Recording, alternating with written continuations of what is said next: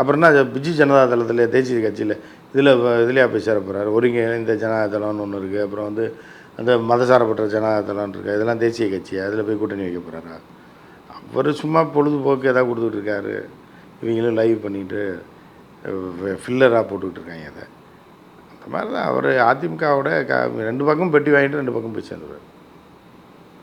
செலவு காசு நீங்கள் கொடுத்துருங்க, எலெக்ஷன் செலவு காசு ஐடிஎம்கே கொடுத்துருன்னு சொல்லி போய் சேர்ந்துருவார்.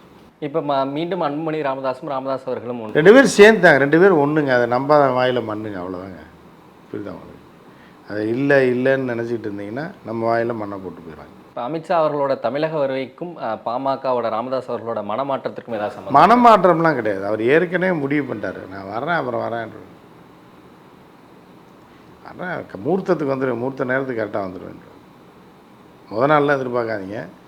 முகூர்த்தம் பந்தக்கால் நட்டுறதுக்கெலாம் நான் வரமாட்டேன். முகூர்த்தத்துக்கு கரெக்டாக வந்துடுவேன். ஆசீர்வாதம் பண்ணுறதுக்குன்னு போயிடுவார் கரெக்டாக.